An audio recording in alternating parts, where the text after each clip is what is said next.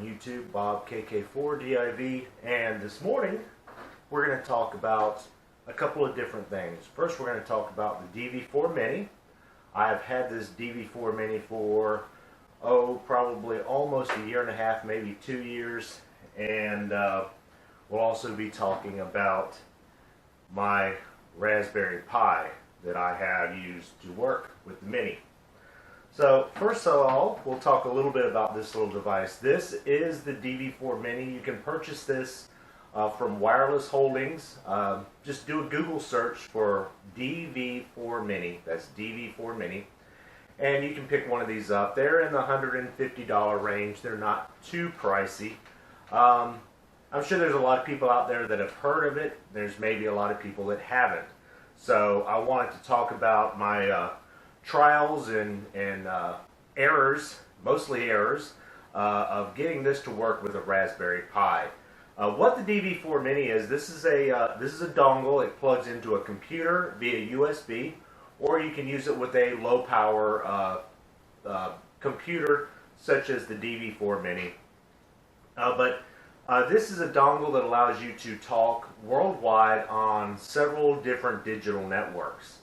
This works with DMR, C4FM, and dista. There's a couple others that it works with. I think P25 is one I've seen. Brandmeister. Not very familiar with those, but I'm very familiar with C4FM, which is the Yaesu format, and dista. I have not used it on DMR. I don't have a DMR radio, but it's a pretty handy little device. I have run into some problems with it, and we'll get into those a little bit later. But a reason I purchased this was we got into I guess we got all bitten by the digital bug here in Panama City. We had a new repeater put in. It was a Yaesu DR1, the Fusion repeater. They were running it on sale for $500, and our repeater in town was pretty old for the club, and the membership decided it was time to replace it, and $500 was honestly a steal for that repeater, so we purchased one and put it in. And that's what got everybody into the digital mode, digital bug. Everybody got bitten by it, so I purchased, and I've got it right here. Still have this radio. This is the FT1D. So that is my Fusion radio. A lot of folks have gotten the FTM400, FTM100. Those are the mobile rigs. The FT991 or the 991A will also use the System Fusion that both has FM and C4 FM. There's the FT2D, which is another handy talkie. It's got a larger touch screen, but this radio was very affordable. Unfortunately, they do not make it anymore. So I'm very happy I got one. Actually, I have two of them. But it's a great little radio, and I wish Yaesu wouldn't have stopped making them. But I guess they're trying to push the FT2D with the touch screen, and they have an FT70, I believe it is. I could be wrong about that model, but there is another smaller model that will do System Fusion. So I'm able to use that radio, and once this is plugged in, there's some software, the DV4mini software, that will be up on your computer, and you can change rooms and things like that. It's not wires. So I want to be very clear with that. It's not wires. However, the good news is some of the more popular WiresX channels have been bridged to this network. For example, AmericaLink, which is a very popular room on the WiresX system, has been bridged to the DV4mini network on FCS 002 room 90. So you can be able to talk on the WiresX network. So I first got this, I believe it was the summer of 2016. A friend had turned me on to it. and I ended up picking one up because I thought it was a great idea. Our repeater in town didn't have access to Wires X, so this was a great way to be able to talk around the world. At that time, there were no bridges to the Wires X network, so it was kind of a standalone kind of thing. And but since then, popularity has really grown across the alternate network, as I'm probably going to call it going forward. When I got this, I had also read up and heard of people using it with a Raspberry Pi. And the Raspberry Pi has always interested me as a fascinating little computer device, small form factor, pretty powerful for its size. I mean, it's not going to be any kind of Intel i7 core processor power or anything like that. But for what you need it to do, it's plenty of power and is a very small size, uses very little power to run the thing. So it's a fascinating little piece of equipment. So I had already had an old Raspberry Pi, the first generation that had come out. I played around with it and never really figured out much to do with it. But with the DV4mini and reading about people using the DV4mini into the Raspberry Pi, I said, aha! I think I figured something out I can do with my Raspberry Pi. Unfortunately, the one I had was too old. It would not work with the software and the DV4mini and all that. So this is the Pi 2. They now have a Pi 3, but this is the Pi 2. And as you see here, I have a touchscreen attached to it. And this touchscreen has been my this is my arch enemy. I'll put it that way, these touchscreens. Just nothing but trouble trying to get it all set up. So the touchscreen I have is, I don't know how to pronounce it. It's, the model is KEDEI, but it's KEDEI. It's a 3.5-inch TFT touchscreen. Now, the first problem I found with getting this all set up and getting the screen, reason I wanted the screen, because I wanted to use this portable. I'm going to back up a little bit. I wanted to be able to use this portable. I want to be able to plug my DV4mini into it, maybe plug this into a cigarette lighter and use this in the car. So no matter where I go, I'll be able to get on the network. Now this is going to be interfaced into my phone. So via a... Why does my phone keep doing that? My phone sometimes thinks I'm talking to it and will say, well, first you've got to unlock the phone. Well, I'm not talking to you, phone. But anyway, we're off track here.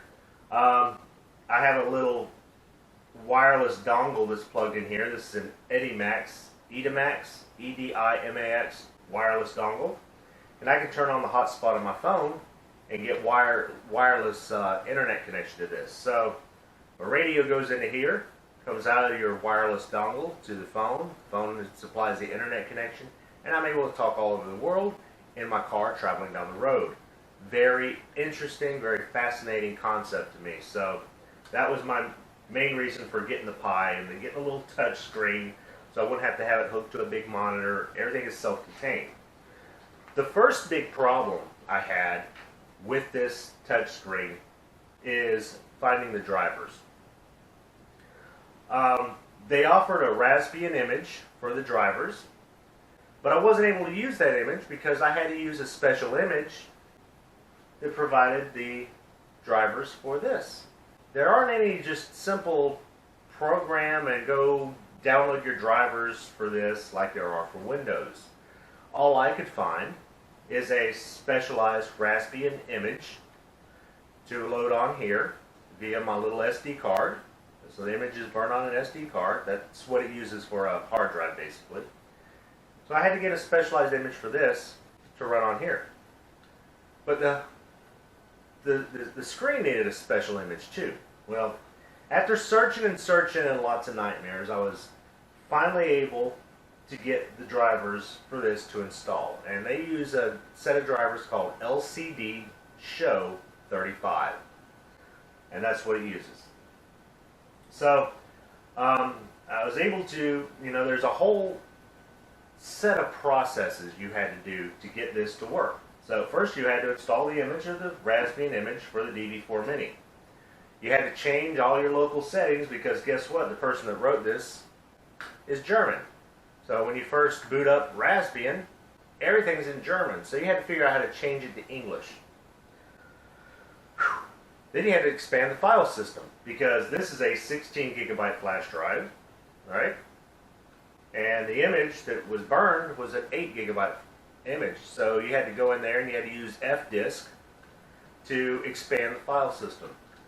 So I learned a little bit about Fdisk and expanding the file system on a Linux operating system, which is cool. I like learning stuff, and I love tinkering around with this stuff. So, you know, it was a little bit of a challenge, but it was a little bit fun as well. There's several different commands to use when you're using Fdisk. You use the command P to see the different partitions on your file system. You use D to delete your partitions, right? Use N to create a new file system, and then you'll use W option to write a new file system. So, there's some things you want to remember when you're creating your new and you're writing. You have to figure out the start point of your old file system for the main partition, and that's where it has to start. So, or else you're going to corrupt your little flash drive, and you're going to have to start all over with reformatting it and reinstalling the image. So that was something I had to do 2 or 3 times before I finally got it right. But again, it was a learning experience, and now I know how to do it, and it was a little bit fun. So there's a good reference I used when I was figuring that out, and that is elinux.org.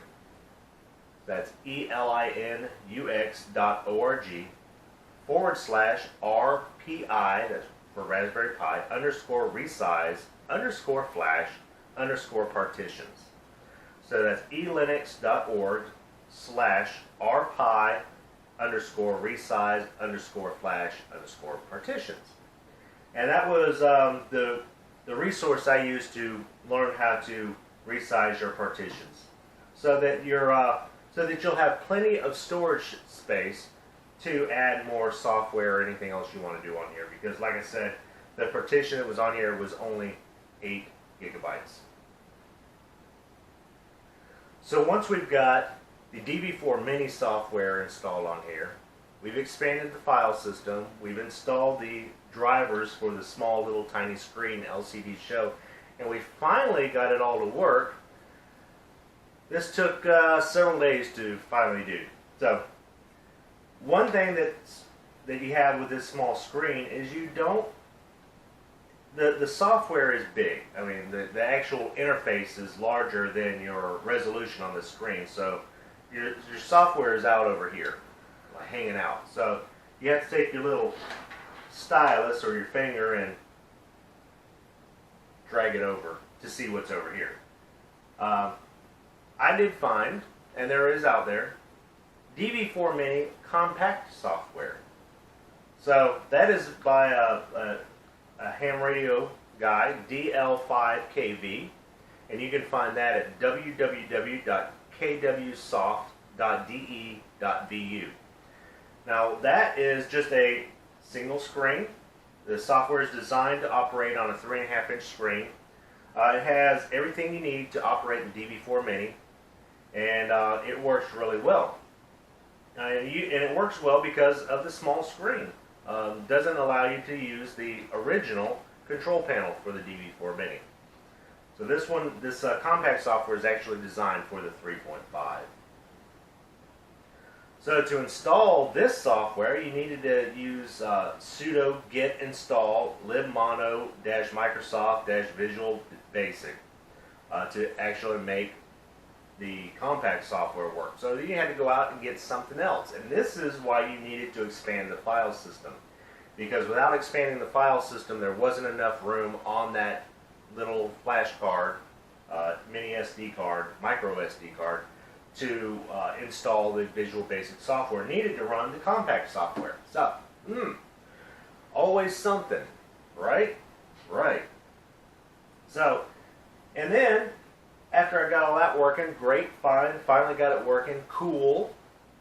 I don't have a way to type because I would need to bring a keyboard along.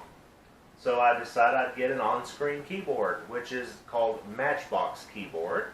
So I used sudo git install Matchbox keyboard. You can find it if you Google Matchbox keyboard. You can see how to get it on there. So that finally, after about a week tinkering around, I finally was able to get all this to work with a Raspberry Pi. Cool, awesome. I can travel anywhere and use it. There were some issues with it, but overall it worked pretty well. So let's stop right there, and because for a while that worked great. And we're going to talk a little bit about some issues I've had with the Raspberry Pi. Well, not really with the Raspberry Pi. We're going to talk about the issues I've had with DV4mini. There are some times when this is plugged in to here, or it's plugged into a computer, that there's a program or a piece of software that this needs to run on your computer. That's DV Serial. And sometimes DV Serial just stops working. So it could happen after being plugged into your computer for an hour. It could happen after being plugged into your computer for 3 days. But sometimes DV Serial just stops working. And then you have to come back here and you have to close the software, unplug your DV4mini, plug it back in, reopen the software, and it'll start working again. A little bit of a pain. Sometimes it will, I don't know what it's doing, but sometimes it'll just quit working in C4FM. So somebody will be talking, I'll be listening to them on my radio, and all of a sudden I'll just start hearing that digital static noise, like you were trying to listen to it in FM and hearing that digital racket. You know, it's on auto sense, it's trying to decode, but it's not, this isn't spitting out C4FM anymore, it's spitting out something different. So then the radio is unable to decode it, and you have to come in here and reset your software on the Pi or the computer. So it's not 100%, it's pretty good, and it works all right, but it's not 100%. There's some glitches in it, and that's one thing I don't like about the DV4mini is those little quirks about it. You can't just set it and forget it. There is some follow-up, and sometimes it just stops working on you. You have to come back here and reset it, but I would say for the most part it works pretty well.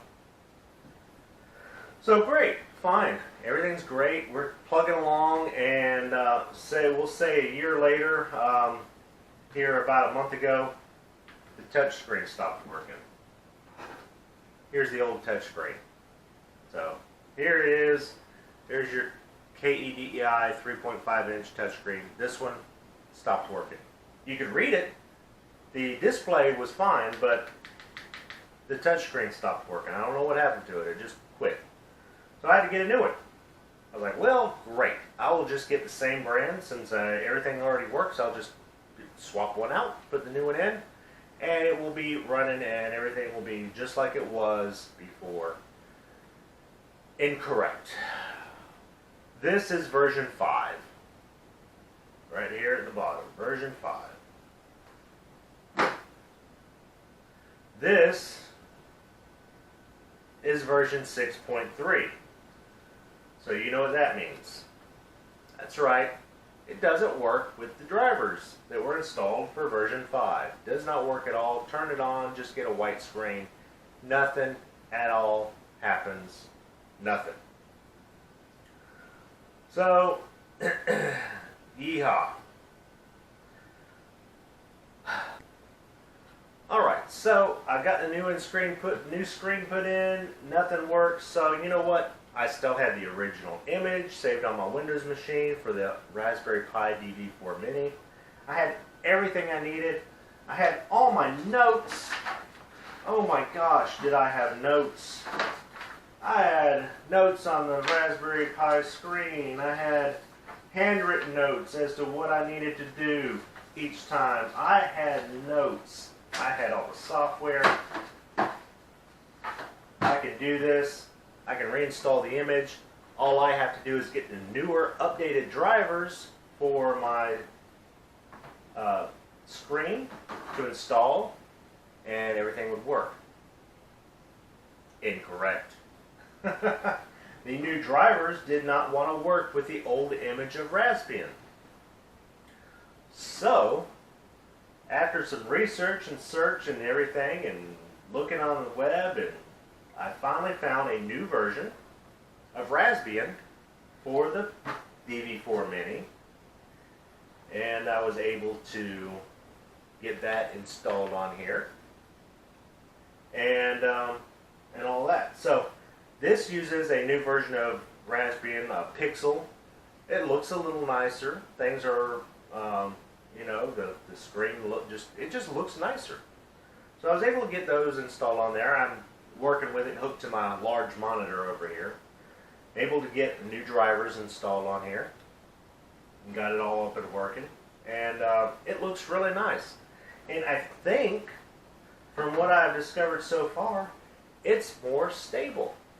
I'm not seeing where I have to come back here as often and reset this thing because suddenly it's lost its DV serial. It doesn't recognize the DVC serial or DV serial. It doesn't say it stopped working. I don't get as much where it goes into that just random mode where it stops working on C4FM and all I'm hearing is static. So I don't get that as much either. So it does seem to work a little bit smoother. But this is only about 2 weeks into it now. But so far so good.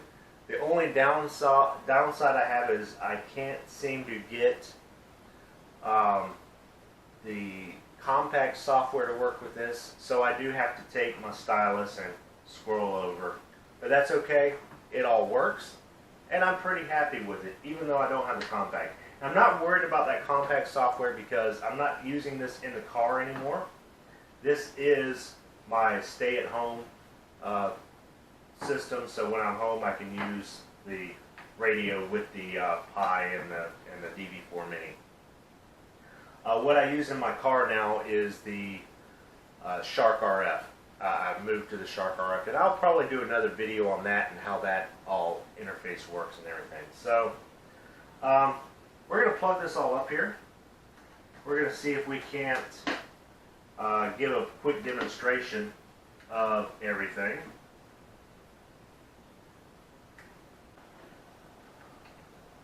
Alright, we're going to get this plugged in here and we're going to show you how this looks when it comes on. You see, the refresh rate on this screen isn't all that great. It's not a very smooth scroll when it's booting up, but that's okay. Don't need a high refresh rate. And there it is. Welcome to the Pi desktop, powered by Raspbian. And in just a second, this thing will boot up. This does boot a lot faster than the old version. So we have a nice image of a road here and the sunset. A little bit washed out on this screen, but it is what it is. I can't help that.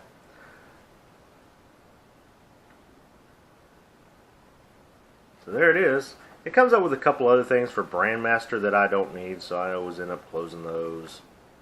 And I'll close this one. Not hard to do with one hand. So there we are. There it is. There's the software. So you see I have to kind of take this, and I can do this one-handed and move it over. Let me set this down a second here and we'll see if I can't move it over. Okay, so we can see here, this is where I usually leave it. I bring it all the way over to the left so I can see my X, but this has where I can change the servers and then the rooms. I keep it on FCS 002 room 90, and so I can listen to the America link that this is linked to. So that's what the software looks like on the little Raspberry Pi. So I feel like I may have kind of glossed over really all my trials and tribulations of the of getting this software to work.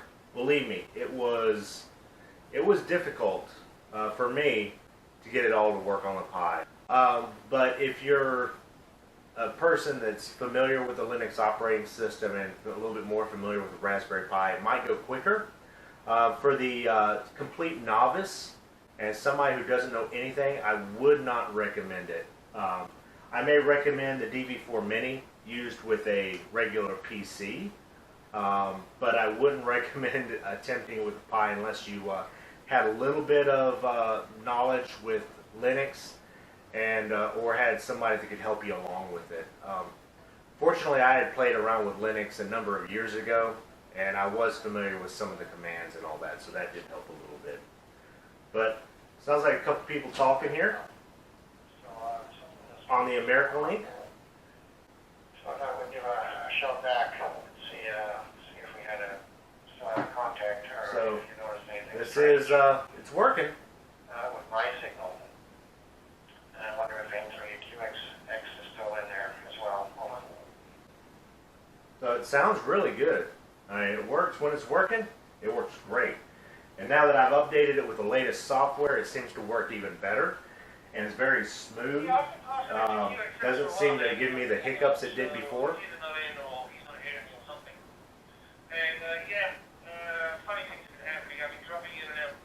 So yeah, so there's a lot of resources out there on the internet on how to get this done. This is the manual KW saw for the DV4mini compact. Like I said, I'm not using this anymore because I couldn't get it to work with the newer software. So this is a printout I printed out from elinux.org about resizing the partitions on my Raspberry Pi. These are all the notes I took from the first go around on what I needed to do. So, real quick again, what you're going to want to do with this is you're going to want to find the latest image of your Raspbian software for the DV4mini and go ahead and get that. I believe there are several places out there on the internet to get it. Another good resource I found is the Alabama link on WiresX has a web page, and you could probably Google that, and that has an image of the software. It also has an image of the compact software, I believe, but you have to use their screen that they recommend, which is not this one. So there's a lot of screens out there. Make sure you get one that's going to be compatible with some of the software. I didn't do my research, and that's why I'm having so much trouble with this screen. One of the screens that are the most common, let me see if I have it here, Wave Share. Look for the Wave Share screen, not this KEDEI, KEDI. Look for the Wave Share. That's going to be probably your best bet when it comes to making your Raspberry Pi work with all the software and the DV4mini, and the drivers are going to work best. So look for the Wave Share screen. So guys, I hope that kind of gives you a little bit of insight into the Raspberry Pi and the DV4mini, and I don't mean to scare anybody away from using it. I just wanted to let you know that I had a lot of trouble with it. Although I found it kind of fun and it was a challenge, and to me, things like this are a puzzle. And once I get started on something, you can't get me to stop. You can ask my wife. I was back here many nights working on this and reinstalling and messing it up and reinstalling. And once you get me started, I've got to see it all the way through, and it works. So. But to me, it's a puzzle and it's fun, and I just enjoy doing stuff like that. So I just want to give everybody a quick, this probably isn't quick, I've probably been back here, it's probably a 30-minute video on this, but, and all that.